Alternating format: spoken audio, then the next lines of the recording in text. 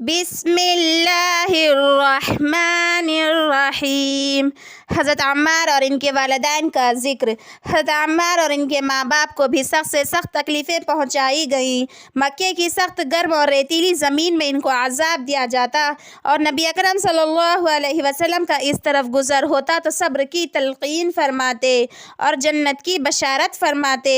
آخر ان کے والد حضرت یاسر اس حالت تکلیف میں وفات پا گئے کہ ظالموں نے مرنے تک چین نہ لینے دیا، اور ان کی والدہ حضرت سمیہ کی شرمگاہ میں ابو جہل ملعون نے ایک برچھا مارا جس سے وہ شہید ہو گئیں، مگر اسلام سے نہ ہٹیں۔ حالانکہ بوڑھی تھی، ضعیف تھی، مگر اس بد نصیب نے کس چیز کا بھی خیال نہیں کیا۔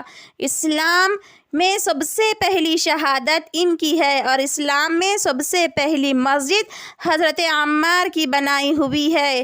جب حضور اقدس صلی اللہ علیہ وسلم ہجرت فرما کر مدینہ تشریف لے گئے تو حضرت عمار نے کہا کہ نبی صلی اللہ علیہ وسلم کے لیے ایک مکان سایہ کا بنانا چاہیے جس میں تشریف رکھا کریں، دوپہر کو آرام فرما لیا کریں اور نماز بھی سائے میں پڑھ سکیں۔ تو خبا میں حضرت عمار نے اول پتھر جمع کیے اور پھر مسجد بنائی۔ لڑائی میں نہایت جوش سے شریک ہوئے تھے۔